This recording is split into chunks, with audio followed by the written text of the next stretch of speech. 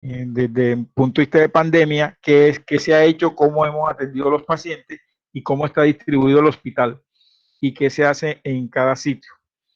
Y de igual forma, no sé si alcanzaron a mirar el video que les hice de electrocardiografía, y así voy a tratar de hacerles el video con en el hospital, que de una u otra forma ustedes van a regresar ahí. Entonces, en esta ocasión vamos a revisar triaje, después revisamos electrocardiografía, después vamos revisando abordaje del paciente en urgencia, paciente politraumatizado. Nuestra guía principal para hacer cada una de estas clases van a ser los libros de PHTLS y el libro del Ministerio de Atención Prehospitalaria. Si tienen alguna pregunta, me la van haciendo inmediatamente. Lo que voy a tratar en estos minutos que tengamos aquí es de una forma práctica cómo nosotros realizamos triaje. Colombia desde hace varios años hizo una resolución, pero solo incluye el triaje hospitalario. Y el triaje hospitalario va a depender de dos razones. Una, en la forma en que llegue el paciente. El paciente puede llegar en ambulancia o el paciente puede llegar por sus propios medios.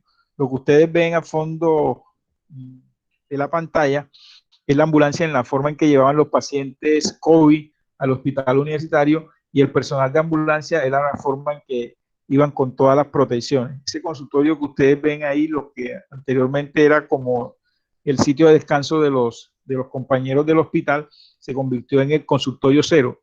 Ahí se hacían todas las evaluaciones, pero una de las cosas importantes era realizar triaje. Entonces, cuando nosotros miramos triaje, lo importante son dos cosas: que reciba un tratamiento efectivo y buscando unos buenos resultados, y tratar de que los pacientes que lleguen al servicio de urgencia no tengan ningún tipo de alteraciones o lo lleve a la muerte o a cualquier tipo de secuelas posteriormente. Y si es así, entonces nosotros necesitaríamos verificar de dónde salió ese término. Pronto ustedes muchos los escuchado cuando le daban las clases en los primeros semestres, que veían toda la parte de introducción a medicina de emergencia, miraban triaje. Triaje, cuando se crea en el contexto de las guerras, en el contexto de la atención por fuera de los hospitales, que en ese momento no se llamaba atención prehospitalaria, sino hospitales de campaña. Durante toda esa guerra había que definir qué pacientes se atendían primero y qué pacientes podían derivarse su atención. Y desde ahí nace esa clasificación, ese término de triaje, que solo es ordenar, separar y seleccionar. Y aparte de eso, se tenía que tener algo muy presente, y era que dependía mucho de los recursos que uno tuviese en ese momento, y darle una priorización al paciente. Estandarizamos y manejamos el paciente. Esta es la unidad de reanimación del hospital universitario. Ahí era donde nosotros, dependiendo qué llegaba en ese momento, la unidad se volvía unidad de COVID o unidad no COVID. Si el primer paciente que ingresaba a la unidad era un paciente con patología no COVID, el otro paciente tendría que estar en las mismas condiciones. Y si a la unidad llegaba un paciente COVID, inmediatamente el otro paciente tenía que tener las mismas condiciones. Pero para proteger a nuestro personal, todos estaban vestidos. Esta es nuestra sala de reanimación, que ustedes verán posteriormente. Y si es así, Colombia hizo una definición que desde el punto de vista hospitalario, o sea, desde el punto de vista hospitalario, es cómo vamos a clasificar, cómo vamos a seleccionar a nuestro paciente y qué terapéutica vamos a iniciar. Pero una cosa importante, qué recursos tenemos disponibles para esa valoración y esa intervención. Y se debe tener muy pendiente que esto es una valoración clínica breve. ¿Sí? Con muy pocas cosas nosotros debemos determinar qué gravedad tiene nuestro paciente. Pero esto es dinámico. Dinámico en el sentido de que yo puedo tener un paciente triaje 1 y probablemente él no va a terminar en triaje 2, probablemente va a terminar fallecido. Pero si yo tengo un paciente triaje 2, ese paciente triaje 2 sí va a terminar en un triaje 1. Normalmente los pacientes no disminuyen la clasificación. Probablemente si nosotros no hacemos una intervención, lo que hacen es subir la clasificación a mayor gravedad. Por eso, Colombia, para hacer cada uno de estos triajes, definió que se tenían que hacer en 5 tipos, es decir, la clasificación debe tener 5 ítems para nosotros poder definir. Entonces, y esto se tomó de todo lo que existía. Cuando se empezó a hablar de triaje en los hospitales, principalmente se empezaron a hacer con categoría de 3, es decir, se miraban solo algunos aspectos. Después miraron que esa clasificación no fue tan buena y muchos pacientes quedaban por fuera, y fue cuando se crearon clasificaciones con 4 categorías. Y así sucesivamente hasta llegar a lo que se tiene hoy. Los triajes más aceptados a nivel mundial son el triaje de Manchester, el triaje español, el triaje canadiense, porque son triajes de 5 niveles, y los triajes de severidad, especialmente en la parte de trauma. Entonces, con eso, Colombia trató de asemejarse a esa parte internacional y definir algunas cosas muy importantes. Y entre las cosas que define Colombia es, uno, tiene que ser una valoración rápida, pero una valoración rápida y ordenada. Y ordenada significa que necesitamos tener unos parámetros muy precisos para poder tomar decisión. Y los parámetros que se deben tener siempre es la parte neurológica, la parte cardiovascular y la parte respiratoria. Con eso nosotros vamos a hacer clasificación de nuestro paciente y lo podemos clasificar en 1, 2, 3, 4 y 5 que vamos a ver más adelante. Pero también esto nos sirve para darle una prioridad clínica. Si nosotros estamos en el servicio de urgencia y una persona llega con dolor torácico, necesitamos definir si ese dolor es de origen cardiovascular o no es cardiovascular. Y con esto podemos tomar decisiones, porque igual los pacientes hoy nos llegan con problemas respiratorios. Y hoy para nuestra clasificación tenemos que definir si ese paciente va a ser falla ventilatoria o no va a ser falla ventilatoria. Era lo que nos pasaba con los pacientes COVID. Pacientes COVID que ingresaban al hospital unitario, rápidamente teníamos que definir si el paciente estaba en riesgo de hacer una falla respiratoria o estaba en riesgo de hacer un colapso cardiovascular. Y con eso tomábamos las decisiones. Por eso muchos de los pacientes que llegaron en estos 4 meses, 5 meses aproximadamente, que tuvimos en el hospital unitario, muchos fallecieron al ingresar al hospital sin descender de la ambulancia, porque cuando llegábamos ya estaban fallecidos dentro del vehículo. Y otra cosa importante del triaje para Colombia es la comunicación que pudiéramos tener con los familiares. Entonces, como lo que hoy nosotros tenemos es una pandemia con una enfermedad que ha cambiado la forma de atender a los pacientes y la manera que nosotros debemos hacer el abordaje, una de las cosas que perdimos nosotros fue esa interrelación médico-paciente. Uno, porque no alcanzaban a ver con quién estaban tratando, porque el personal estaba tan cubierto que uno no sabía con quién estaba hablando. Y dos, esa se alejaban de los familiares, y los familiares solo entendían que su paciente había fallecido o que el paciente no lo podían ver por mucho tiempo. Y entonces con eso nos dejaban, nos cuestionaban toda la actividad que se desarrollaba. Entonces, triaje significa que aparte de hacer la clasificación, nosotros tenemos que comunicarle a los familiares, a comunicarle al paciente en qué condiciones está, por qué nos atiende enseguida o por qué vamos a entenderlo inmediatamente, por qué le vamos a hacer algún procedimiento. Y eso fue lo que creó Colombia, ese triaje de 5, que es lo que ustedes observan cuando ingresan a la urgencia del hospital. Y que estos triajes son los que más aceptados tienen a nivel mundial, que son el triaje australiano, que fue uno de los que empezó el triaje con cinco tipos. Después ese triaje fue mejorado por el sistema de triaje de Manchester, que es el que más se utiliza a nivel mundial, y los otros son los de índice de gravedad. Esto es lo que usted encuentra en el hospital unitario para hacer una clasificación. Mire que Colombia no tiene colores, Colombia tiene números, pero se asemeja y se hizo similitud a lo que se hace en Manchester. Manchester lo que tiene es un triaje de colores, que es rojo, naranja, amarillo, verde y azul. Y con eso le damos, uno, una prioridad de tratamiento, una condición que se va a hacer y un tiempo. estos triajes no tienen patología, tienen tiempo y condición del paciente. Que nosotros en el triaje lo que hacemos es mirar qué condiciones y qué patologías probablemente me ayudan a inestabilizar a mi paciente y con eso hago una intervención. Una pregunta que tengo que hacerle aquí, de los que están presentes, ¿quién ha asistido a un servicio de urgencia? De los estudiantes que tengo aquí, ¿quién ha estado en el servicio de urgencia por alguna patología? Yo. Y yo, ¿es quién? No alcanzo a verlo Evers aquí. Mendoza. ¿Quién? Diego. Evers Mendoza. Ever. Y cuando llegaste al servicio de urgencia, ¿qué tenías? Un accidente. ¿Un accidente de qué? ¿Te caíste de algún sitio? ¿Un accidente de tránsito? Automovilístico. Un accidente automovilístico. Cuando ingresaste, ¿estabas consciente o inconsciente? Estaba consciente, pero todavía era muy niño. Estaba muy niño. Y en ese momento, de lo que te dicen, ¿te quejabas mucho de dolor? ¿Llorabas mucho o no? Absolutamente. Absolutamente. O sea, ¿estaba que llorando en la urgencia por el trauma o no? Sí. Bueno, entonces, ¿qué otra persona ha llegado al servicio de urgencia de los estudiantes que están presentes? Otro que haya llegado al servicio de urgencia, que haya demandado una atención en servicio de urgencia. O ninguno de ustedes ha llegado nunca a un servicio de urgencia. Como paciente.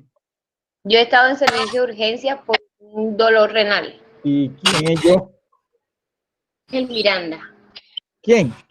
María Ángel Miranda. María Ángel. María Ángel, una pregunta. Cuando llegaste fue ¿por qué? Llegué por un dolor renal, pero en realidad llegué inconsciente del dolor, así que cuando desperté ya estaban haciéndome temas. Llegaste inconsciente.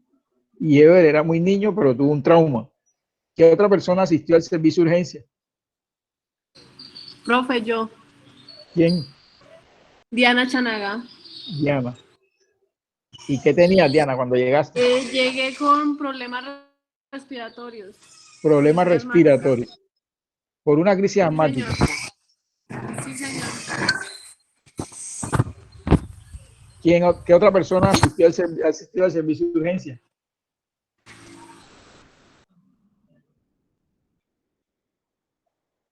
¿Qué otra persona ha llegado al servicio de urgencia? Yo, doctor. ¿Quién? Fanor Figueroa Torres. ¿Cómo es? Nombre. Fanor Figueroa Torres. Fanor. Sí, doctor. ¿Y qué tenías cuando llegaste? Llegué convulsionando, doctor. Convulsionando. Por una fiebre alta, casi más de 40. Y fiebre. ¿Qué otra persona ha consultado el servicio de urgencia? Yo, doctor Daniela Guardo. Daniela. ¿Y qué tenía Daniela? Yo también estuve inconsciente bueno, en realidad me diagnosticaron neurocitocircosis y esa vez convulsioné, pero también llegué inconsciente, así que no, la recuerdo ya cuando me desperté. Y por asma, también me hospitalizaron por asma. Y por asma te han hospitalizado, pero lo que vamos a tomar es cuando fuiste inconsciente por la neurocitocircosis. ¿Qué otra persona ha asistido al servicio de urgencia? Yo, doctor. ¿Quién es yo? Daniela Henao. Daniela. Que tenemos dos Daniela. Daniela Guardo y Daniela Henao. ¿Y qué tenías, Daniela? Un esguince de tobillo. Okay. Si ustedes miran, tenemos 1, 2, 3, 4, 5 y 6 pacientes. Necesitamos atenderlo. De acuerdo a la clasificación que ustedes ven ahí, ¿a quién van a atender primero? A Fanor. Porque A Fanor. está Fanor llegó convulsionado. Entonces van a atender. ¿A quién van a atender de segundo?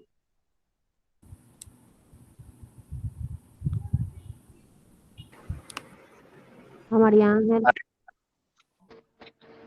Pero María Ángel. yo pienso que Evers, o sea, dependiendo de la severidad de su trauma, así mismo hubiese sido su evaluación inicial. O sea, de pronto Evers pudo haber sido el primero también. Listo, no, pero no. Alguno tiene que ser primero porque no podemos atenderlo a todos al mismo tiempo porque se pueden imaginar que uno de ustedes es médico y no hay más personas, solo está una persona y necesitamos definir a quién vamos a atender primero. Entonces ya, ¿quién dijo que iba a atender a Fanor primero? Yo, María Ángel. María Ángel. María Ángel dice, yo voy a atender a Fanor primero. Bueno, ¿a quién van a atender de segundo? A mí. Llevo A ti. estado de... Claro. María Ángel van a atenderla de segundo. Bueno, ¿a quién van a atender de tercero? No recuerdo, Daniela Guardo llegó por un problema respiratorio agudo. Daniela Guardo dice que ella llegó por una neurocisticercosis y también llegó inconsciente. Ah, ok. Daniela Guardo también está. ¿Y a qué la va a atender? ¿La tiene que atender primero, de segundo, de tercero? ¿A qué la va a atender? ¿O qué prioridad le va a dar para la atención? Los antecedentes, si es una enfermedad crónica, lo atendería de primero. La atendía de primero. Entonces, tienes que atender a uno de primero. O atiendes a Fanor o atiendes a Daniela. Entonces voy a ponerle aquí primero Daniela también. Profesor. Bueno, sí, señor. ¿Con quién hablo? Yo, bueno, para iniciar, yo no estaría de acuerdo con que se atienda primero a Fanor. No me preocupe. ¿Con quién está hablando? William Camargo. William. Sí, William Camargo. William, bueno, listo. Entonces, ¿a quién va a atender primero, William? Yo atiendo primero a Ever Mendoza. Ever Mendoza, que llegó con el trauma. O sea, él dijo que fue un trauma severo por accidente. Y sí, tuvo un accidente. Dijo que tuvo un accidente automovilístico. Sí, además, porque la patología de Fanor, que es convulsión febril, es manejable. Listo, entonces tú atenderías de primero a Ever. ¿Y a quién atenderías de segundo? De segundo atiendo a Daniela Guardo, que inconsciente por una presión. A Daniela, que llegó atiende de segundo. Entonces William dice, yo atiendo primero a Ever y después atiendo a Daniela. Bueno, ¿quién otro va a opinar? Pues, profesor, entre Daniela y Francisco, entre Daniela y Fanor, habría que mirar también el tiempo que llevan en la convulsión, porque recordemos que se acude al servicio de urgencia por lo general cuando ya pasaron 5 minutos de haber empezado la convulsión. Convulsando, bueno, listo. Entonces, Francisco, ¿a quién vas a atender primero de tus compañeros? Está María Ángel, está Ever, Diana, Fanor, Daniela. El primero sí es el del trauma. El del trauma vas a atenderlo primero. Entonces, tú vas a atender de primero a Ever.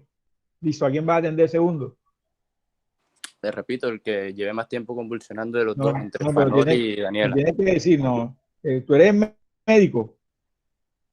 ¿Usted termina en qué año? ¿Termina en la carrera? ¿En qué año termina la carrera? Así como vamos por ahí en 2030. Bueno, entonces, ¿qué pasa? Yo no le estoy dando clase al curso de sexto. Yo le estoy dando clase a los médicos en 2030, que probablemente el que van a atender es a mí. Si llegó al 2030, ¿no? Entonces necesito que ustedes hoy estamos con esa mentalidad. Yo no doy clase a estudiantes sexto, doy clase a la promoción 2030. Listo, entonces, ¿quién más va a opinar? Entonces, Francisco, tienes que definir entre los dos que vas a atender, que va a atender segundo. Francisco. Nada, doctor, no sé, entre los tres inconscientes, vamos a ver qué nos dice. Uno, elige. No, elige uno. No hay problema. Aquí no hay error. Guardo, va a atender a Guardo de segundo. Listo. ¿Alguien más quiere opinar?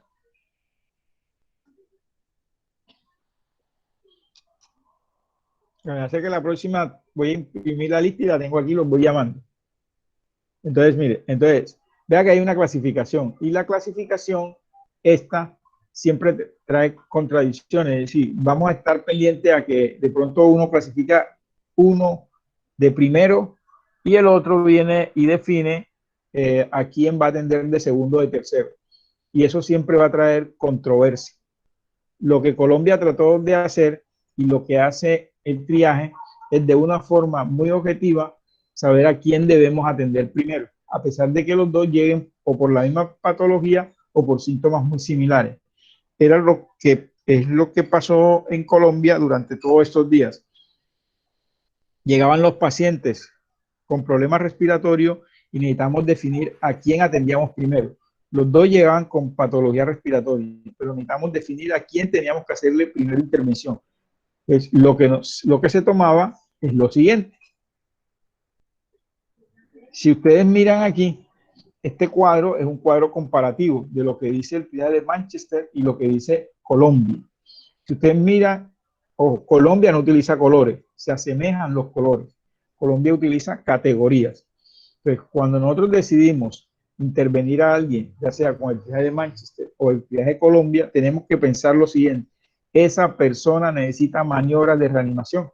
Entonces, los que clasificaron en este momento, necesitamos saber quién necesitaba una maniobra de reanimación. Que si yo no le hiciera algo, se me iba a morir. Pero los mismos que intervinieron, Francisco, Willy, María, de los que están ahí, ¿quién ameritaba una maniobra de reanimación? Bueno, profesor, obviamente no es igual estar en la agencia que a que me lo cuenten como está contando él, pero como le digo, una convulsión febril no necesita reanimación. No necesita reanimación. No, una convulsión que si mal no le escuché a Daniela, que llegó convulsionando por neurocitocercosis, igual tampoco requiere reanimación. Por como lo contó Evers, que tuvo un trauma severo por un accidente, lo primero que pensaría yo es una alteración hemodinámica, porque si un trauma severo pueda tener pérdida de sangre. Ok, entonces ya tú ingresaste otro componente. Fíjate que ya tenemos un componente cardiovascular para poder definir a quién tengo que reanimar. Pues ya tenemos un componente y ténganlo muy pendiente de esto. Entonces, cardiovascular. Pues, para yo tomar decisiones, tengo que saber si la parte cardiovascular está comprometida.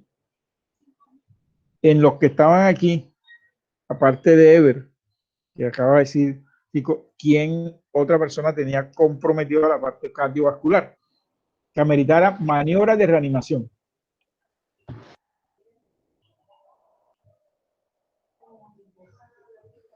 ¿Quién otro necesitaba maniobra de reanimación? Les recuerdo, llegaron inconsciente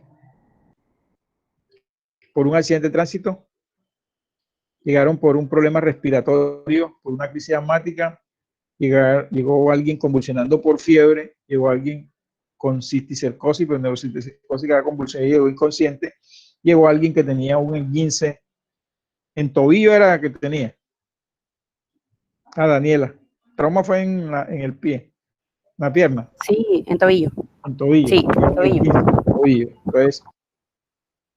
Entonces, cuando no le estamos en servicio de urgencia, entonces nuestro primer paso para definir el triaje y la prioridad de atención es cuál de mis pacientes necesita una maniobra de reanimación.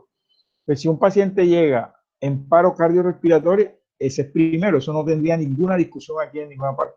Solo es mirar qué tiempo lleva en el paro cardiorrespiratorio. Pero todos los pacientes que lleguen en paro cardiorrespiratorio significa que necesitan reanimación inmediata.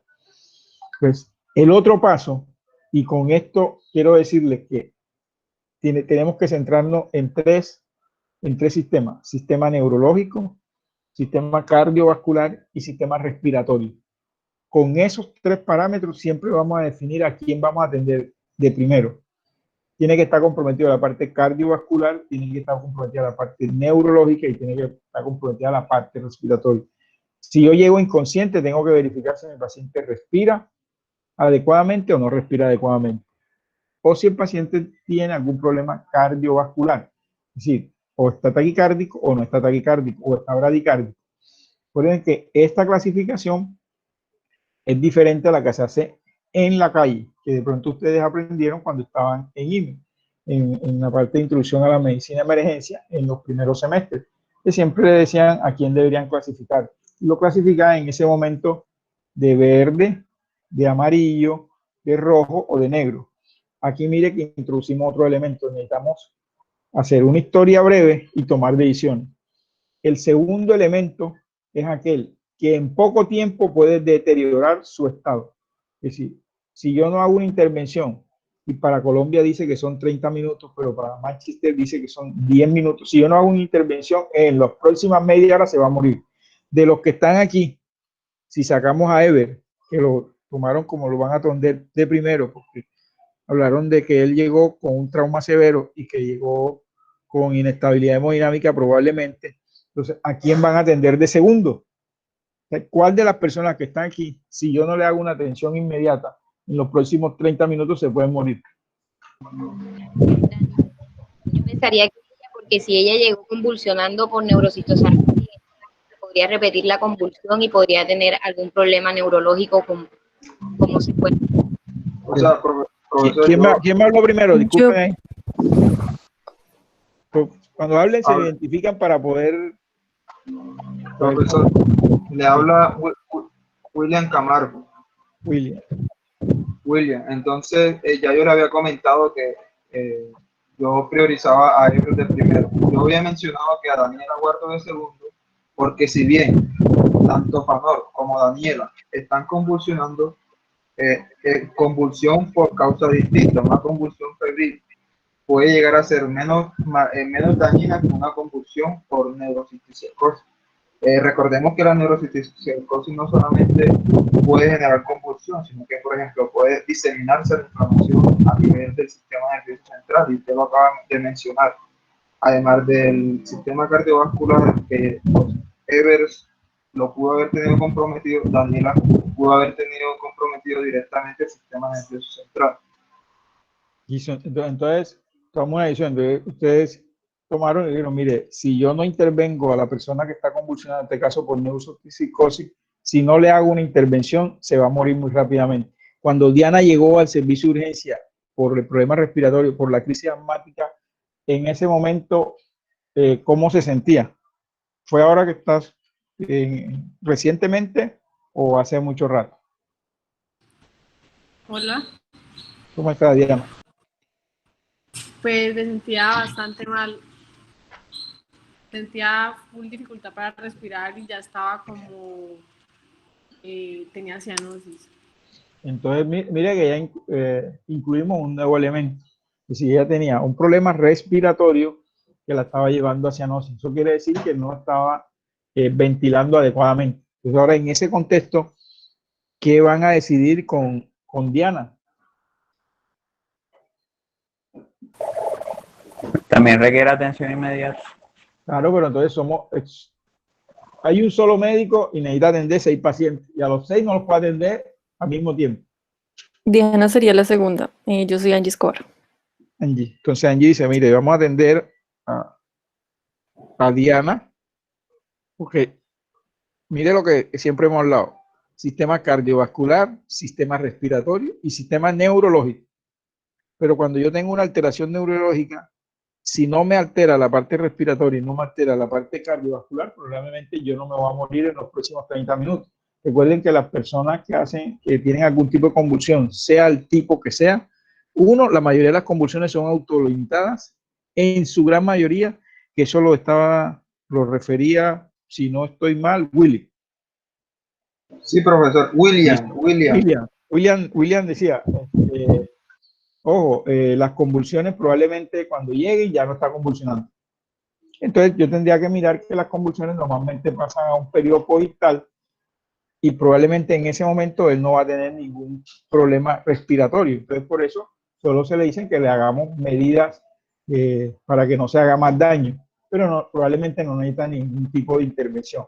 Pero si yo tengo una persona con un problema respiratorio, que Diana me dice que en ese momento ella estaba ya cianótica, probablemente ella, si yo no le hago una intervención, los pacientes asmáticos tienen una característica, se van cansando, y al sufrir cansancio respiratorio, entonces comienzan a tener alteración del CO2 Y si tienen alteración del CO2, probablemente se tornen inconscientes o empiecen a tornarse agresivos o tengan algún problema cardiovascular y neurológico.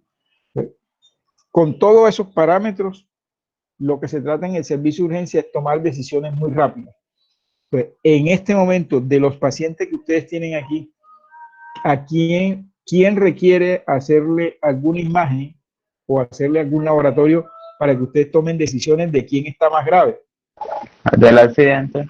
Okay. Del accidente, pero ya vimos que lo vamos a atender rápidamente, entonces él entra en que va a atenderse porque está hemodinámicamente inestable. O sea, cuando yo hablo de reanimación, quiere decir que no requiero hacerle ningún tipo de estudio, necesito hacer una intervención terapéutica. O sea, llega el paciente en paro cardiorrespiratorio y me toca hacerle masaje cardíaco y ventilación. O sea, yo no busco otra cosa, busco es reanimarlo para poderlo sacar. Llega el paciente con inestabilidad hemodinámica, tengo que tomarle una vía y probablemente agregarle volumen o agregarle un medicamento. Eso se llama reanimación. Pero en el tercer ítem, o sea, en la categoría 3, el paciente llega y yo tengo que tomar una decisión, pero dependo de una ayuda diagnóstica. De los que están aquí, para yo seguir al siguiente paso, a quien necesito hacerle un estudio. A María Ángel, a Daniela. A Daniela Guardo. A Daniela, claro, porque es que Daniela llegó con una convulsión, pero yo no sé de qué tipo. Y solo para poder tomar una decisión, yo necesito hacerle un estudio. Entonces, mire que probablemente, a pesar de que los dos llegaron convulsionando, probablemente una de las dos, para poder tomar una decisión en el servicio de urgencia, yo necesito tener la imagen en la mano. A pesar de que los dos llegaron convulsionando, pero para yo tomar la decisión, digo, tengo que hacerle un estudio para saber qué tiene. Porque la otra persona que llegó convulsionando, que fue Fanor, llegó convulsionando porque tenía fiebre. Y lo que vamos a hacer en él es probablemente evitar que se complique. Pero a Daniela yo necesito hacerle un estudio para tomar decisiones. En el quinto lugar, si alguno de los pacientes que tenemos aquí, que tenemos 6, María, Ever, Diana, Fanor, Daniela y Daniela Henao, ¿alguno creen ustedes que debe ir a la consulta externa o a la consulta prioritaria para que reciba la atención allá y no atenderla en el servicio de urgencia?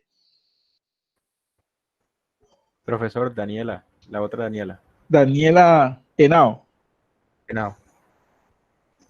Listo, entonces, cuando Daniela Henao llegó al servicio de urgencia y el servicio de urgencia estaba muy lleno, yo probablemente podría decirle a ella, una intervención rápida es, colóquese hielo, tiene algún problema en la movilidad, el pulso está bien, no tiene cianosis distal, no tiene ningún tipo de alteración, y si yo tengo mi urgencia muy llena, yo podría derivarla a una consulta. Si tiene alguna deformidad, si tiene algún tipo de alteración, para yo poderle decir eso, necesito hacerle unos estudios. Entonces usted mira cómo los triajes se pueden mover de un sitio a otro. Si ella llega y clínicamente se ve que es un esguince, que lo que tiene es mucho dolor, que probablemente sí tenga edema, pero que la movilidad no está perdida, que no está deformada, que tiene sus pulsos bien, que el llenado capilar es adecuado, que la extremidad no está comprometida, probablemente eso es una lesión de tejido blando. Si llega grave, si llega con mucho dolor, llega con mucho edema, llega con mucha deformidad, yo tendría que subir de la categoría 3 para hacerle una radiografía y con esa radiografía en la mano tomar la decisión. Si todo clínicamente se ve que yo puedo hacer una derivación y que ella pueda ir a una consulta prioritaria para que se tome unas decisiones, entonces así se juega en triaje. ¿Quedó claro? ¿O tienen alguna duda o tienen alguna pregunta? Doc, ¿podría hacer como un repaso entonces de cómo quedaron el listado de atención? Entonces, el listado de atención, ojo, 1, siempre que vayamos a hacer listado de atención, esto no es una receta de cocina, pero aquí ninguno de los que dijo que iba a atender de primero a otro o de segundo se equivocó. Eso no sucede en triaje. Lo único que a mí me toca en triaje es definir por qué tomé la decisión de atender a alguien. Entonces, ¿quién necesitaba reanimación? Porque si no se me podía morir inmediatamente. Si yo no le hacía una intervención y es asegurarle la vía aérea, pasarle líquido, colocarle un medicamento, llevarlo a la sala de reanimación, tomar una decisión inmediatamente, se me iba a morir. Me dijeron, es trauma. Porque Ever, José Ever, cuando tuvo el accidente, le contaron qué tipo de lesión tuvo. Cráneo encefálico. Un trauma craneoencefálico. Si yo no le hago una intervención a él, probablemente de colocarle medicamentos para disminuir el edema cerebral, para asegurar la vía aérea, colocarle oxígeno, tomarle una vía para pasarle volumen, definirle si no tenía ninguna otra patología o algún otro problema patológico. Probablemente, si yo no le hago nada a él, la parte fatal va a ser muy rápido. Ese es el criterio que siempre van a tomar. Siempre que hayan mirado, dice usted, dejó a Ever, entonces ahora necesitamos a alguien que desde el punto de vista respiratorio, si yo no le hago intervención en los próximos 30 minutos, se va a morir.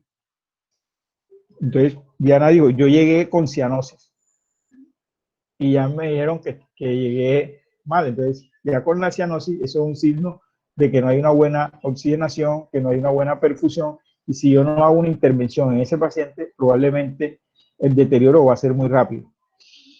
Y llega Daniela, que a pesar de que ella llegó con una convulsión, y que en ese momento probablemente no tenía antecedentes de convulsión,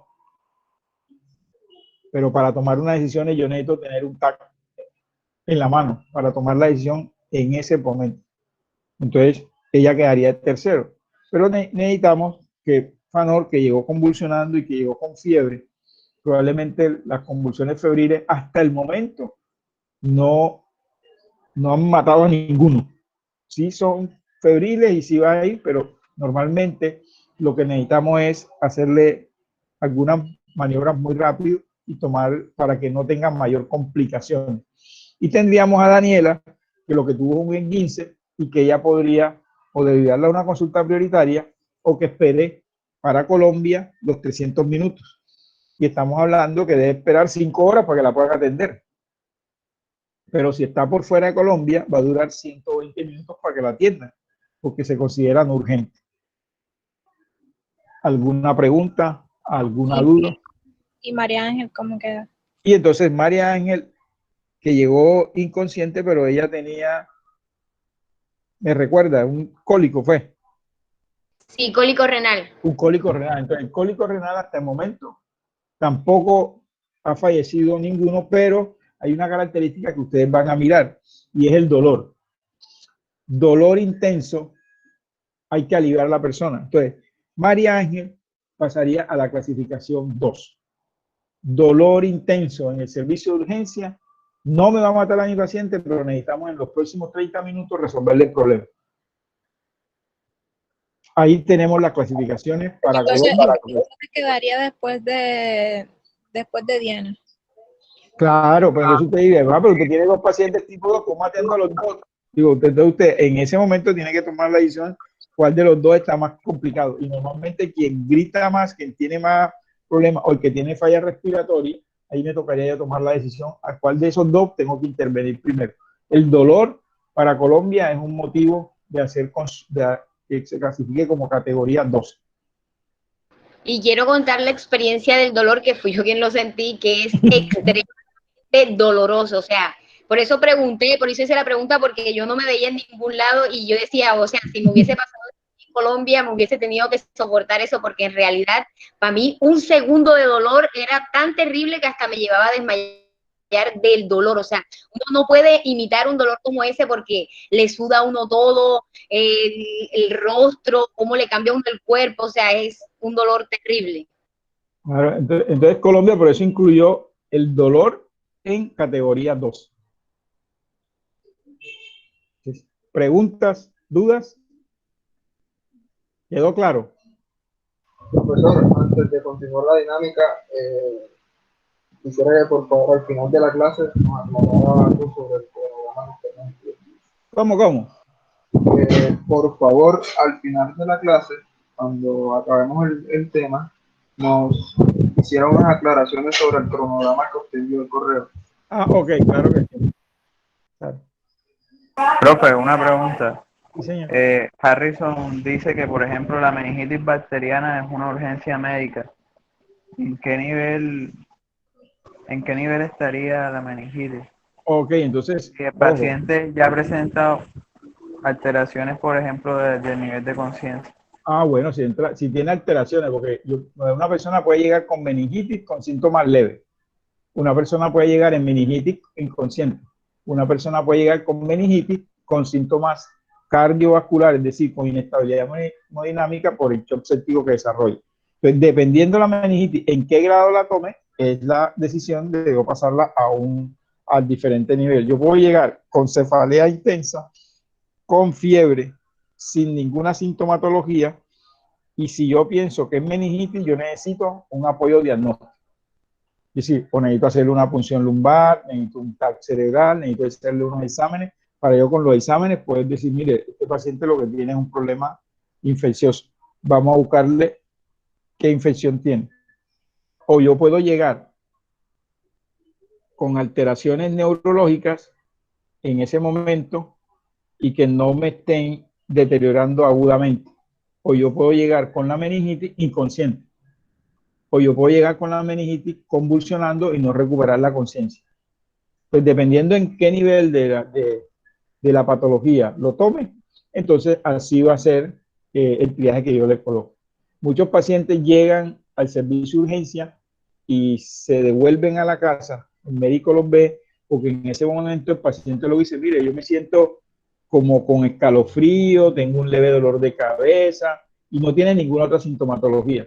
Y probablemente pase por un problema viral o un problema que le digan que lo que tiene es una gripa en ese momento. De acuerdo a cómo yo me presente con la meningitis, así va a ser la clasificación.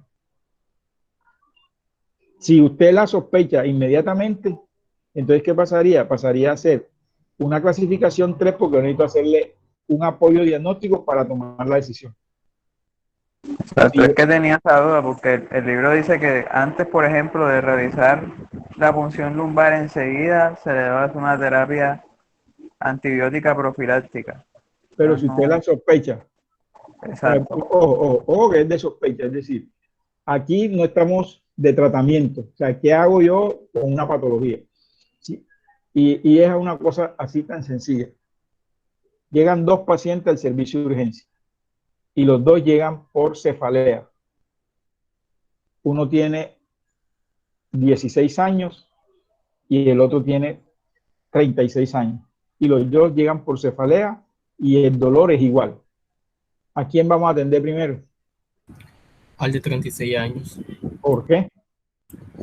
Puesto que lo más probable es que lo que esté sufriendo el de 16 años sea una cefalea por...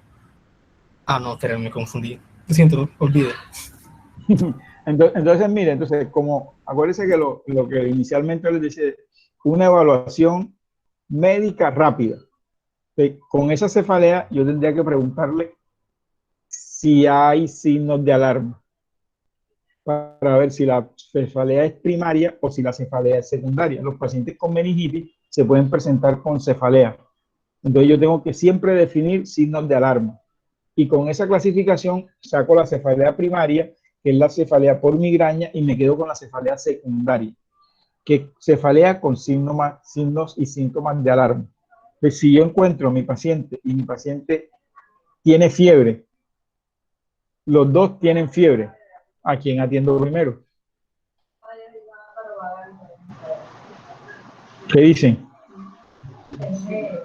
Profesor. Sí, señor. ¿Me recuerda las edades de los pacientes, por favor? 16 y 36 años.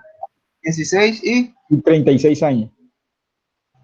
O sea, es que el paciente febril con cefalea a esa edad, lo más probable es que sea, bueno, pienso yo, alguna nota, alguna infección.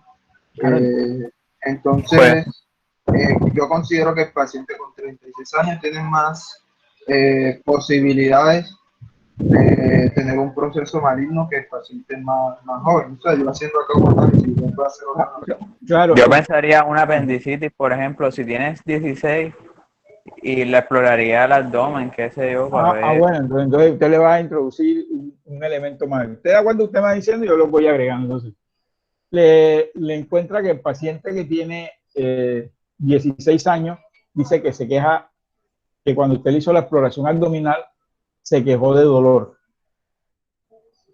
y está respirando más rápidamente, o sea, está taquineico. El paciente de 36 años, usted no le encontró dolor abdominal, pero cuando le hizo la exploración a nivel cervical, encontró que tenía algo de limitación y de rigidez. Bueno, entonces en ese sentido, yo pensaría, bueno, por lo que usted dijo, taquineico, además, al momento de la palpación, si de pronto vaya por ahí por donde dijo Sebastián, y que sea un proceso infeccioso que es lo más probable que genere el dolor a la palpación, y en el paciente de 36 años, que le genera parálisis y por daño a nivel cervical, pensaría yo en algún acceso a nivel, podría ser un acceso a nivel de la médula espinal, o tal vez también un proceso neoplásico. O que tenga una hemorragia solanoidea.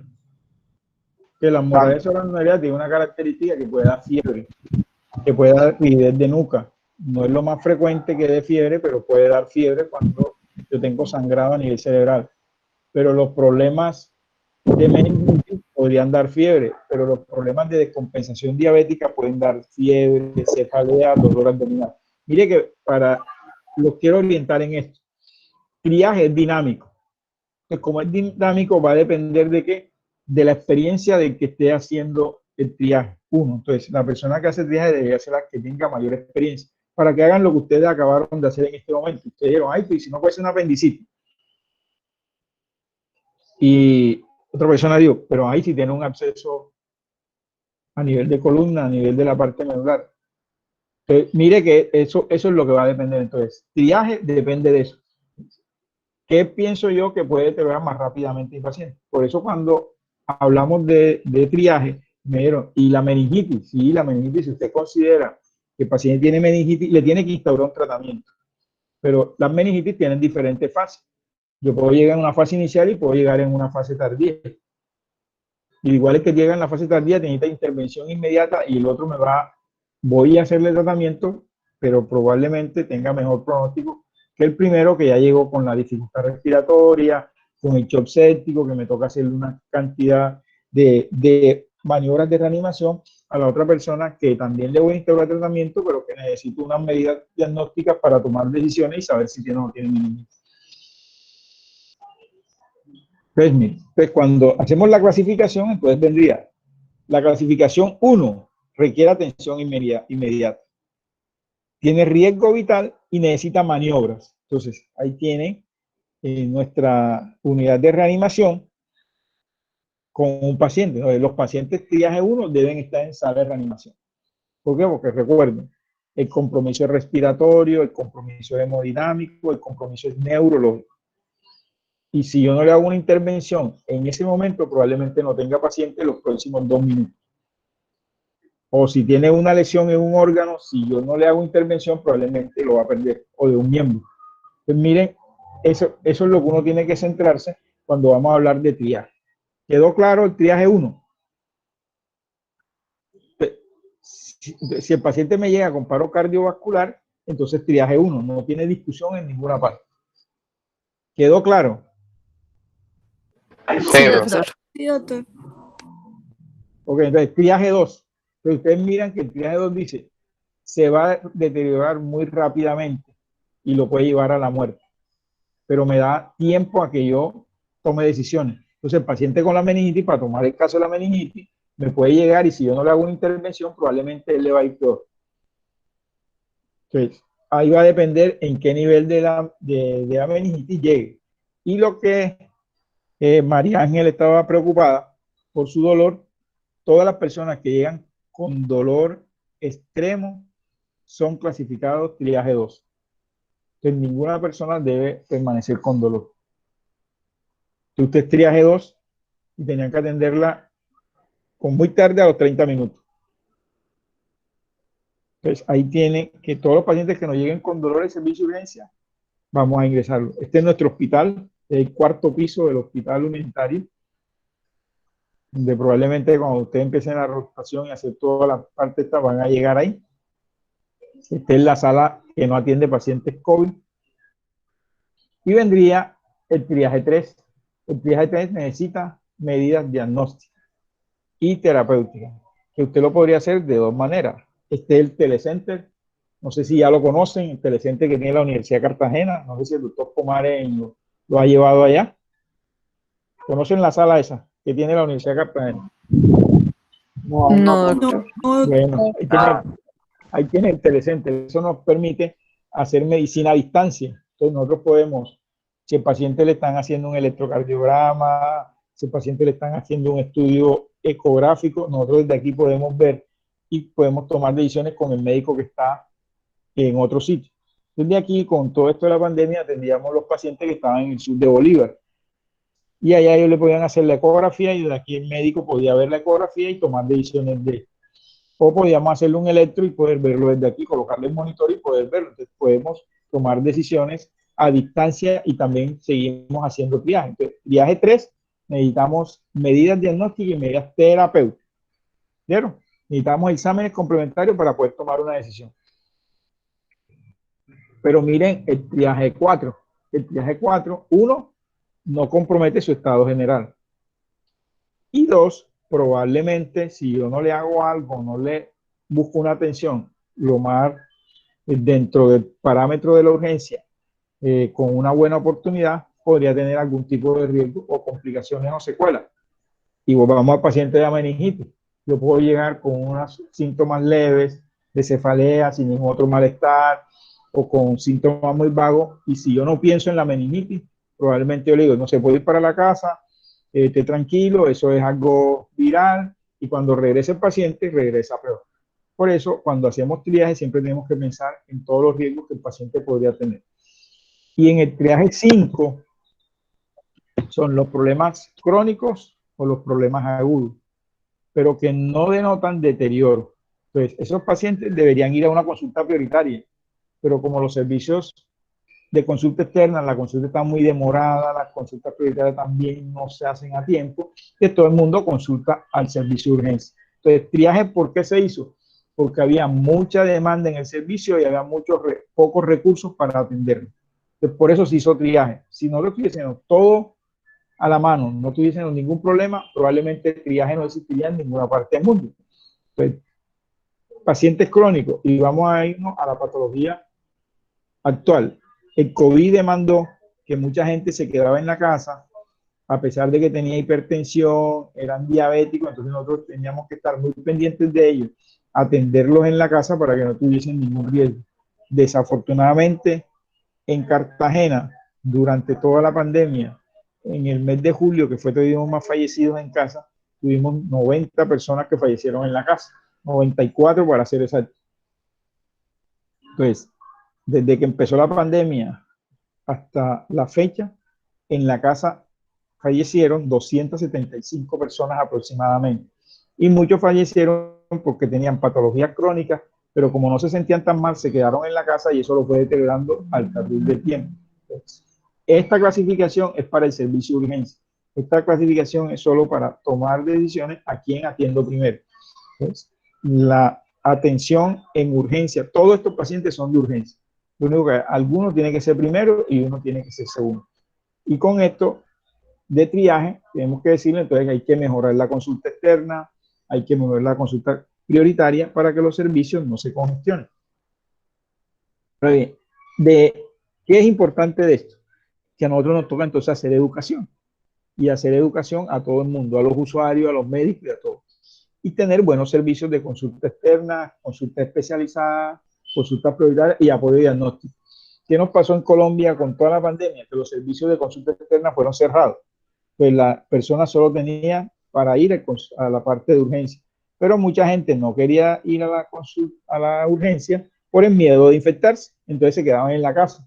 y eso fue lo que nos llevó a esa alta mortalidad que tuvimos de muchas personas, que la primera causa fue los problemas cardiovasculares en la casa, que probablemente si hubiese tenido una intervención oportuna en ese triaje 5, probablemente ese paciente no hubiese fallecido hoy.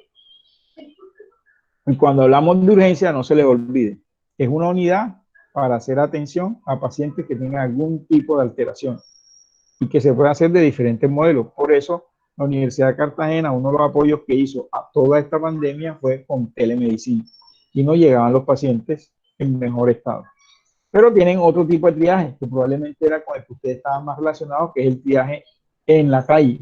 Esto es un entrenamiento que hicimos en el aeropuerto para pacientes que tuviesen algún colapso cardiovascular. Entonces aquí va a depender de muchas cosas. Y una de las cosas que va a depender es qué tan rápido puede ser la respuesta de nuestro centro regulador con todo el andamiaje que se tiene, y si podemos tomar decisiones al respecto. Pero esto es lo relevante. Entonces tenemos los colores que ustedes conocen: rojo, amarillo, verde y negro, pero que eso nos va a una prioridad. Si yo lo clasifico de rojo, quiero decir que tengo que atenderlo de primero. Si lo clasifico de amarillo, segundo. Si lo clasifico de cuarto, y si lo clasifico de negro, es el último. ¿Por qué el último? Porque probablemente negro, que es todos los 4 colores internacionales, son fallecidos o casi fallecidos, y personas que yo no voy a poder recuperar en el sitio en que esté. Pero para Colombia, para determinar esa clasificación, Colombia lo que introdujo fue el color blanco. Entonces Colombia, en vez de tener 4, como tiene toda la parte internacional, tiene 4 colores: rojo, amarillo, verde, negro y blanco. Y esto que nos tiene que tener muy pendiente, que como estamos en la calle necesitamos cosas muy prácticas para tomar decisiones. Entonces, una cosa práctica: si hay una persona que tiene una herida en el tórax y está consciente y caminando, en esta clasificación, ¿qué color es en atención prehospitalaria?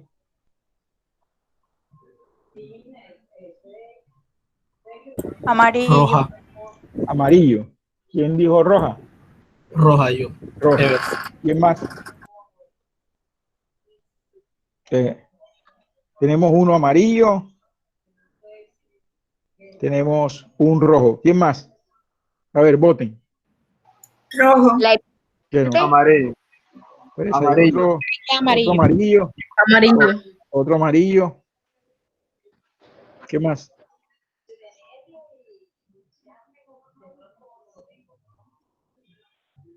¿El paciente podría ser clasificado en algún momento verde o no? ¿Alguien piensa que lo podemos clasificar verde o no? Con lo que tienen: herida en tórax y el paciente está caminando. Necesitamos tomar una decisión. Si está caminando, quiere decir que a lo mejor no presenta tanto dolor, y en el caso de amarillo sería una persona con dolor severo. Entonces, si le preguntamos al paciente y no tiene dolor, en ese caso podríamos pensar que ubicarlo en un verde, y también dependiendo de la herida, qué tan profunda o superficial.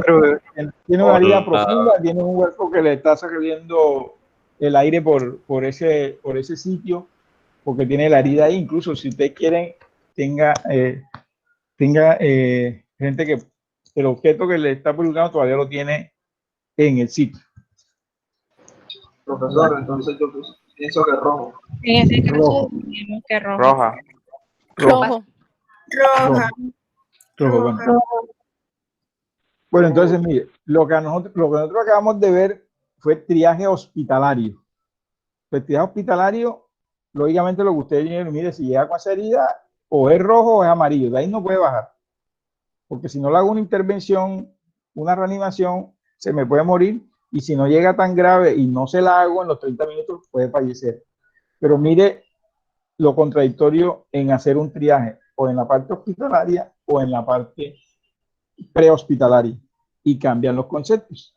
Entonces, para eso existían estos tipos de triaje. Estos tipos de triaje, que son el STAR y el SHORT. ¿Y esto qué es lo que traduce? Que si yo voy a hacer SHORT, necesito saber si el paciente camina. ¿Qué dijimos de nuestro paciente? Que caminaba, ¿cierto? Camina. Bueno, Entonces, la otra modalidad que yo tengo que saber es si el paciente está hablando. Entonces, si el paciente está hablando o si el paciente obedece órdenes sencillas, el paciente respira, o si el paciente lo único que necesito yo es taponar una herida. Entonces, mire que el short sale caminando, habla, obedece órdenes, respira y taponar la hemorragia. Hasta ahí consideran todavía que está entre rojo y amarillo. O alguien piensa diferente.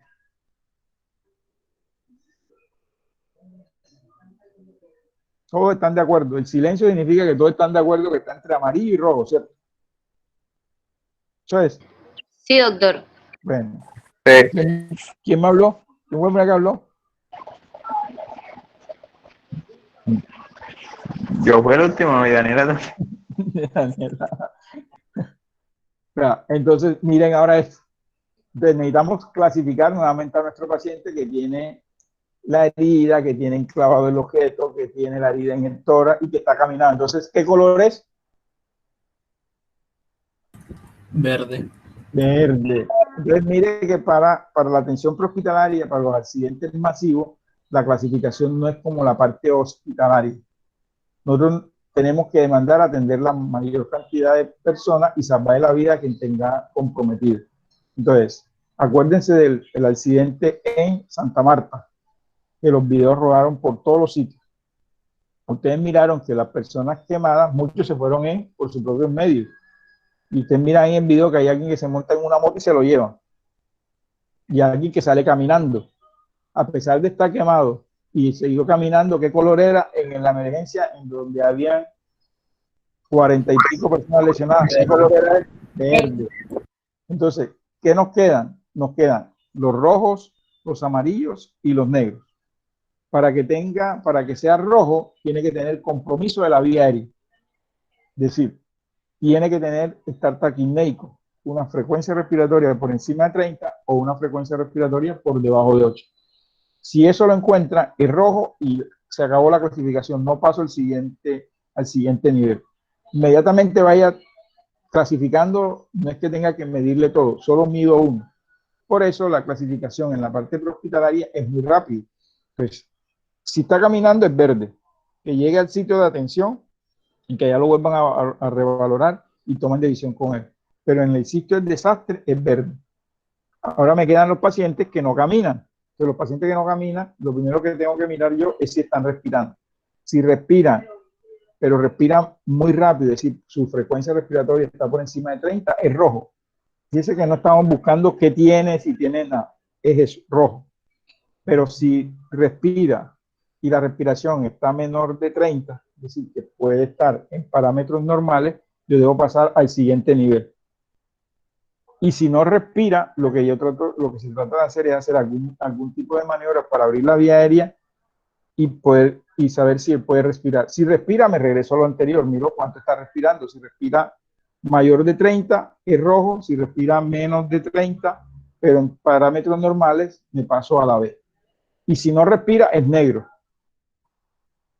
Ahora bien, mire que en esta categoría de estar no se busca el pulso carotídeo, se busca el pulso radial. ¿Ustedes creen por qué se busca el pulso radial? Por el reflejo carotídeo en los adultos. ¿Por qué? Reflejo carotídeo en los adultos. En los adultos el carotídeo. Entonces, ¿tiene otra opinión de por qué para este triaje estar se busca el pulso radial? Yo pensaría que el pulso radial, por lo que está bastante distal, así que nos daría un parámetro más. Profesor, para medir la hipovolemia, para ver qué tan hipovolémico está el paciente. Para mirar qué tan hipovolémico. ¿Quién otro tiene un comentario? Profesor, yo iba a decir que los pulsos distales son los primeros en desaparecer por el compromiso de volemia comercial. Claro, entonces mire que aquí que ustedes fueron dando la respuesta. Es decir, yo busco el pulso radial porque el pulso radial probablemente me va a medir la volemia y cuando yo encuentro un pulso radial, la presión arterial sistólica está por encima de 90. Porque es lo primero que se pierde si la presión baja de 90.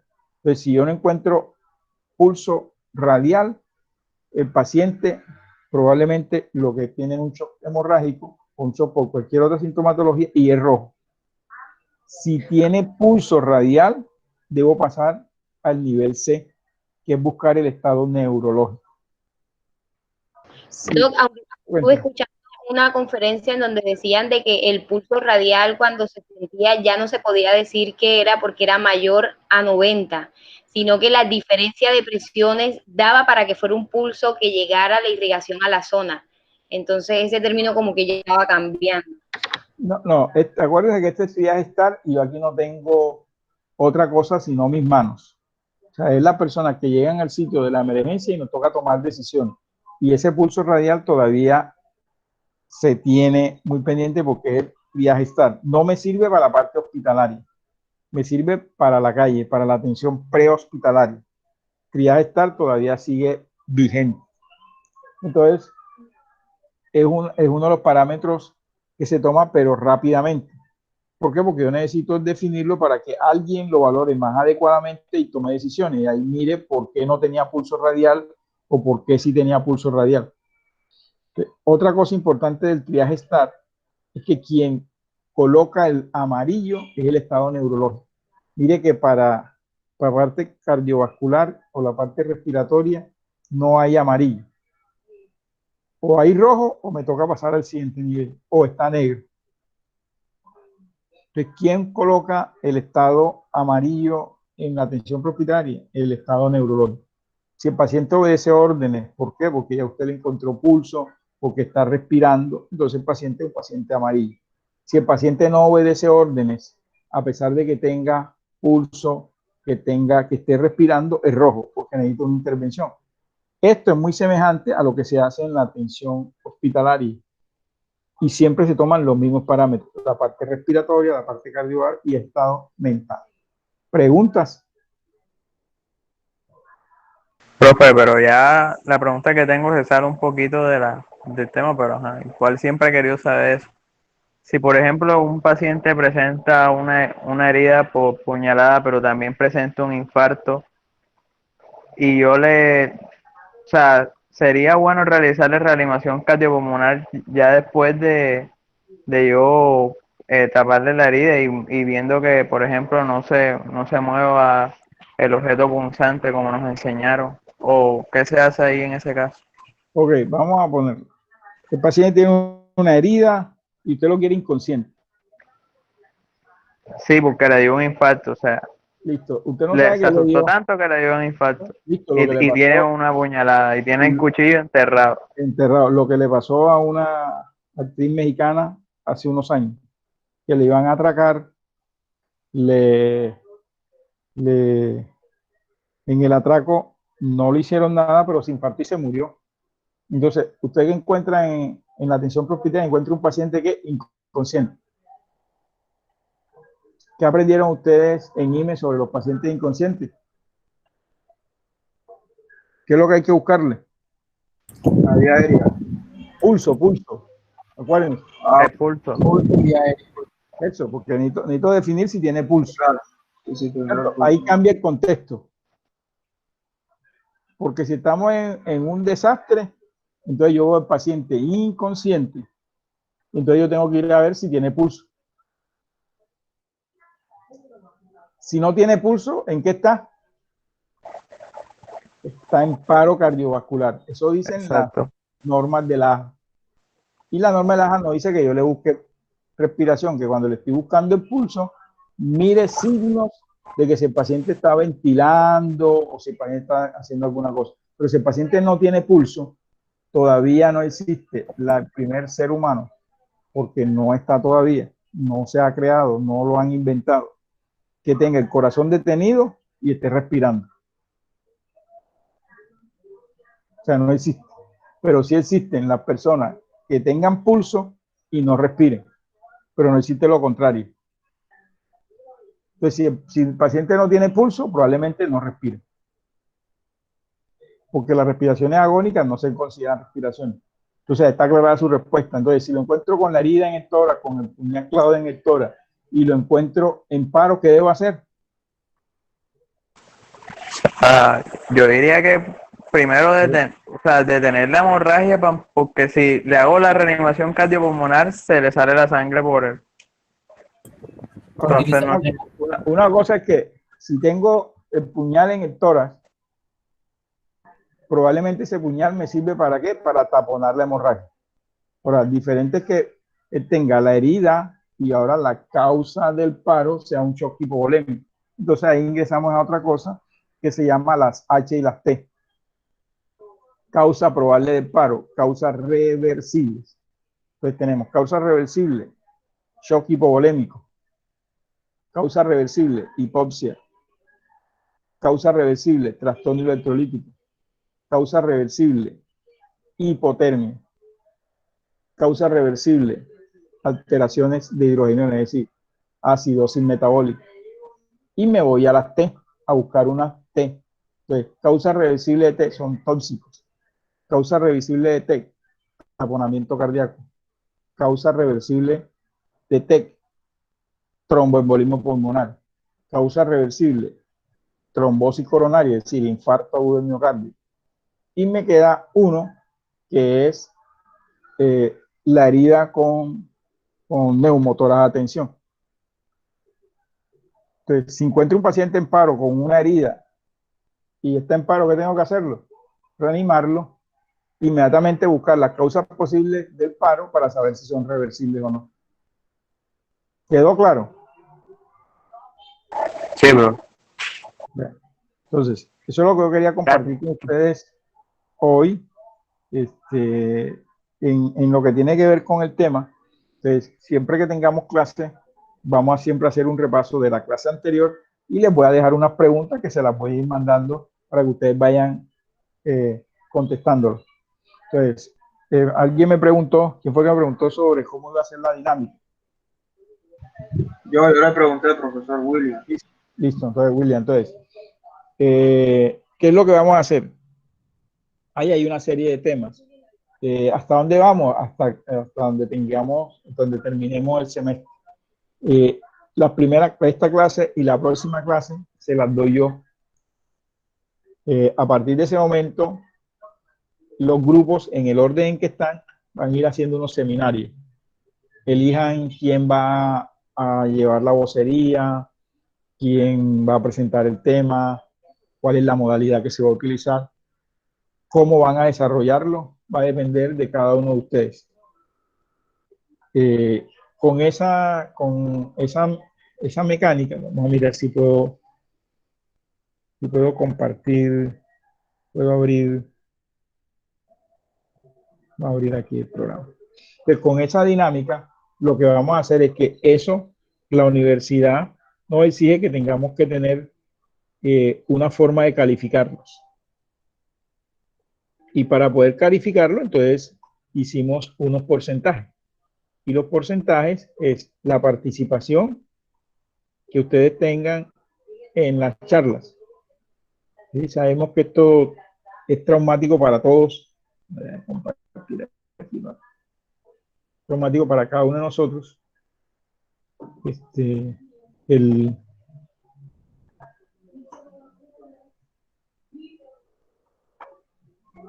A ver si me puedo. Aló. A salir. Listo. Entonces, sabemos que esta forma que no nos estamos viendo, que no sabemos si la persona que se conectó está efectivamente con nosotros, pero es la forma que en este momento tenemos de desarrollar las clases. ¿Qué es lo que vamos a hacer? Para este programa necesitamos presentar una calificación a la universidad. Y esa calificación de la universidad va a ser con los temas que nosotros tenemos aquí. Tenemos abordaje de trauma en atención prehospitalaria, trauma craneoencefálico, trauma de tórax, trauma de abdomen, trauma de extremidades, patologías médicas. Sí. Profesor, disculpe, usted dejó de presentar. Bueno, vamos a mirar aquí. Perdón ahí. Vamos a ver otra vez. Presentar ahora. Vamos a mirar.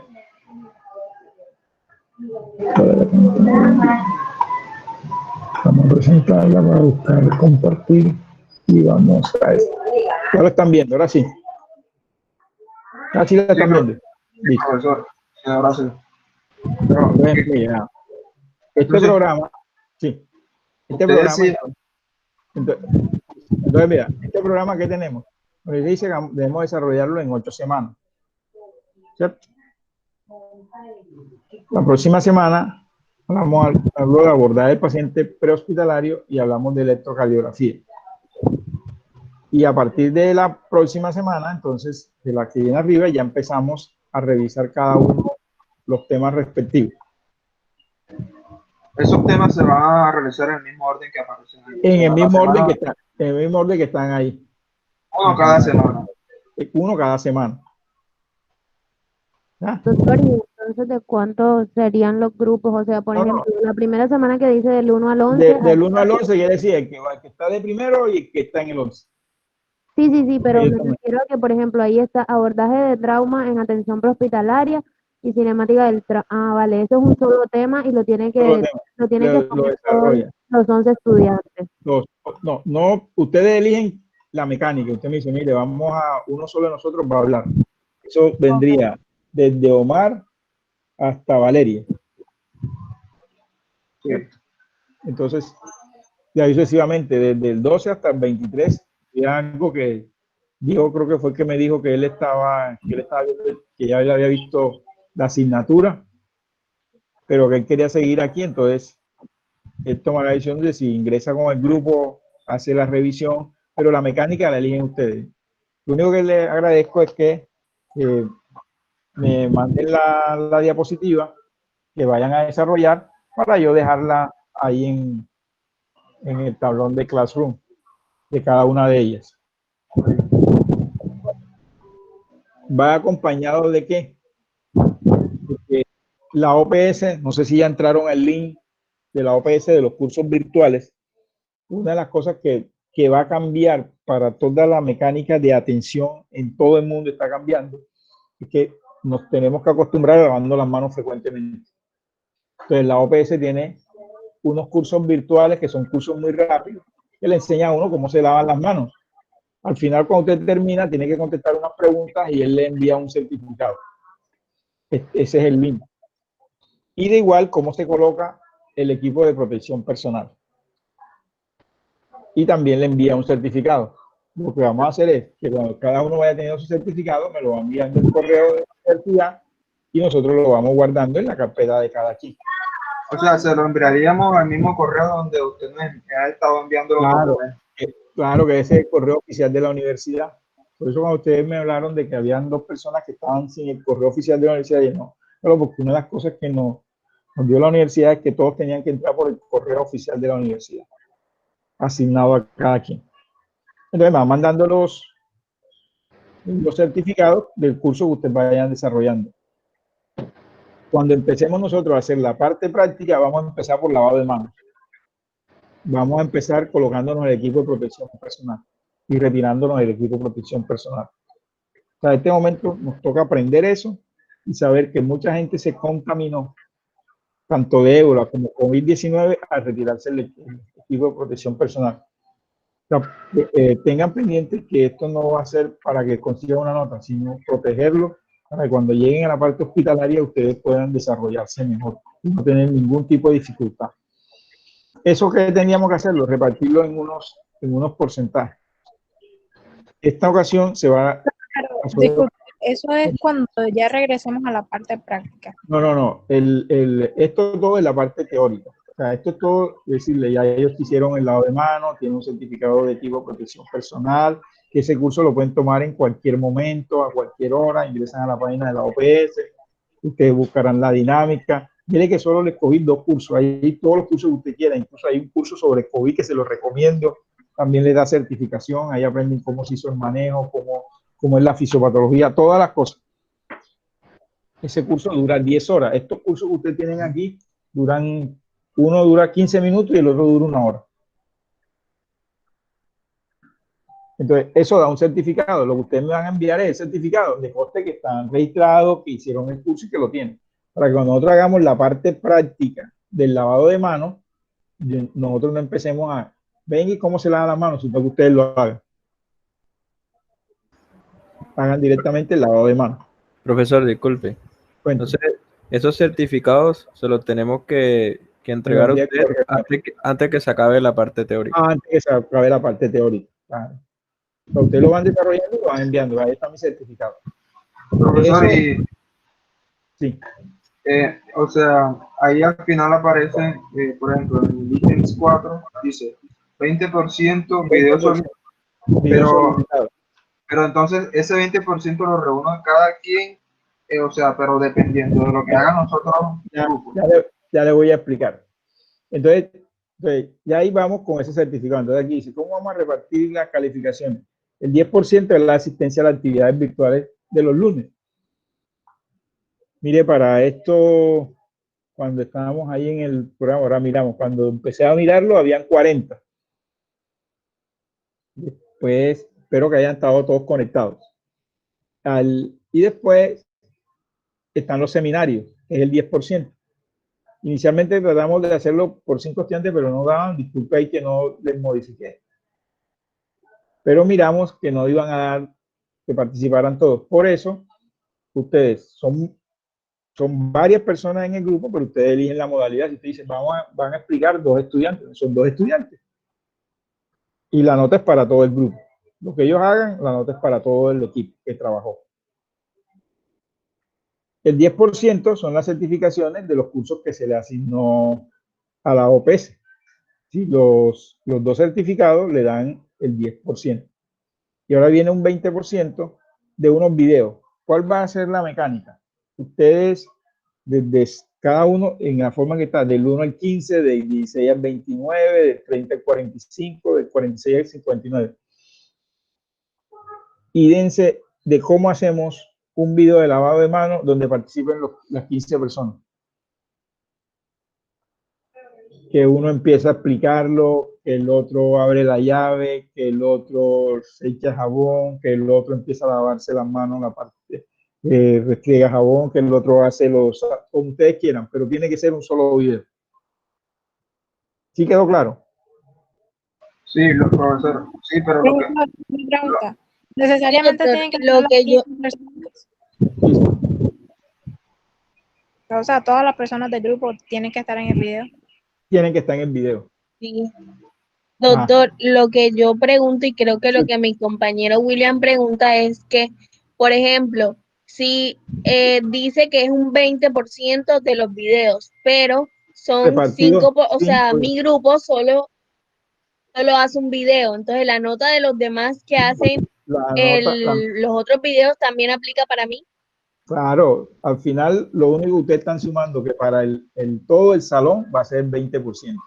Entonces, ¿qué vamos a pasar? Oiga, si el primer grupo que va del 1 al 15 no mandó el video, no lo terminó, ya saben que la nota para todo el grupo es el 15%. Ok, sí, profesor, eso era lo que decía. Eso era mi pregunta. Ya. Es que así lo vamos a hacer para que cada quien sepa que lo que él está aportando le está sirviendo a sus compañeros y lo que los compañeros aporten le sirven a ellos. Miren lo que una de las cosas que nos ha enseñado la pandemia, a trabajar en equipo. Ustedes miraron que mucha gente comenzó a entregarle comida a los médicos. Cuando nos habían llevado comida, alguien se había preocupado porque nosotros comiéramos o no comiéramos. O sea, la gente empezó a mirar que se estaba haciendo un trabajo y que alguien quería hacer algo. Y como no podían atender pacientes, buscaron la manera de todo el mundo ayudar. Entonces, les cuento que mucha gente nos llamaba a decirnos, sabemos que están trabajando, no han podido comer, nosotros les vamos a dar comida hoy. Pues hoy eso es lo que estamos haciendo un equipo solidario, teniendo que la última persona que usted tiene en su equipo, que es el que va a hacer el video de uso del equipo de protección personal, sabe que le está aportando al 20% de todo el equipo. Que como están todos van a tener sumarle a ese 20%. Cada vez que vaya haciendo algo, ya sabe que le estoy aportando al 20%. Si un equipo, si un grupo, ejemplo, el del 1 al 15 no hizo el video, no lo mandó después que terminamos la rotación, ya sabe que le calificamos sobre el 15%. O sea que ya de salida ya perdieron el 5%. ¿Quedó claro? Profesor, yo tengo una pregunta. ¿Esos videos a dónde se tienen que enviar? Igual al mismo correo, lo suben al Drive y me lo mandan al correo institucional. No pueden ser videos tan largos para que no sean tan pesados. Recuerden eso. Doctor, y no hay entonces una fecha límite, o sea, antes de que se acabe toda la teoría, hay que Tiene mandar. que llegar, claro. Ustedes van cuadrando de cómo hacen el video, cómo lo editan, cómo lo hacen, cómo... Lo importante es que cuando nosotros terminemos el último día de la rotación, ya tenemos todas las cosas. Si llegó un día después, ya sabe que el 5% se nos cuenta. ¿Quedó claro? Sí, que Sí, usted nos haga el favor de facilitarnos esa lista, pues para ver, o sea, todas las personas que están ahí. Ah, no, la lista me la mandó Diego, él con la que yo estoy trabajando. Que si me hubiese esperado la lista de la universidad, nunca Está en el me grupo, Astrid. La lista está en el grupo. Diego me mandó la lista esta que tiene 59 estudiantes. Con su número de teléfono y todas las cosas. Entonces usted ahí toma eso y mira de quién le toca el 16 al 29, quién le toca el 30 al 45 y quién cuenta el 46 al 59. O sea, todo el mundo va a trabajar durante todo el semestre a desarrollar la actividad. ¿Alguna otra pregunta? ¿Alguna duda? No, profe, todo bien. Gracias. Bueno, si tengo alguna dificultad, Diego, me sigue ayudando. Estaba aquí, loco, ya estaba revisando todos los videos de Classroom para ver dónde tenía el error, para poder ingresar. Bien. Bueno, jóvenes, muchas gracias. Espero que les haya gustado la actividad y que sigamos pendientes de hacer eso para sacar adelante todo este curso. Profesor, Muchas gracias, profesor. la próxima clase también va a ser así dinámica. Sí, igual. Vale, gracias. Igual, sobre todo que no le estamos viendo las caras, entonces necesitamos participar para que tengan pendiente lo siguiente. Desde que ingresé a la universidad, yo nunca he visto a los estudiantes, he visto a mis colegas. O sea, ustedes van a ser mis colegas y están siendo mis colegas y están cultivando algo para ser mis colegas y para ser las personas que me atienden. Entonces yo necesito darle lo poco que sé, lo mejor que pueda. Porque ustedes me van a atender a mí y van a atender a mi familia. En este momento yo, mis colegas, mis amigos que próximamente hablaremos de alguna patología, discutiremos algún tema. Pero estoy viendo a ese médico que está ahí. Por eso le decía, ¿cuándo piensan terminar ustedes? Alguien me dijo, no sé, pero como va a ser en 2030. Bueno, en 2030 espero estar vivo y que alguno de ustedes me atienda. Entonces, eso es lo que estamos buscando. Entonces, la única manera es interactuar de esta forma. Si mi teléfono está disponible, Diego lo tiene, cualquier duda que tengan, cualquier cosa que yo les pueda ayudar con el mayor de los gustos. Y tratando que la universidad nos permita utilizar el laboratorio de simulación lo más rápidamente posible. Estamos viendo que la universidad nos permita, de pronto no a todos los estudiantes, pero a grupos de estudiantes, interactuar en el hospital con sitios no COVID. Y para eso incluso yo me preparé, si tuviese la universidad o no elementos de protección personal. Yo tengo elementos de protección personal en mi carro, porque me preparaba que mis estudiantes, si necesitaban que yo les ayudara con elementos de protección personal, yo iba a tener disponible para ellos. Entonces en eso estamos. ¿Oyeron? Vale, profesor. Muchas gracias. Nos vemos el próximo lunes. Listo, el próximo lunes nos vemos. Muchas gracias. Muchas gracias, doctor. Gracias, doctor. Hasta luego, doctor. Muchas gracias. Bueno, Muchas gracias, doctor. señor, para servirle. Gracias, doctor. Gracias, chao.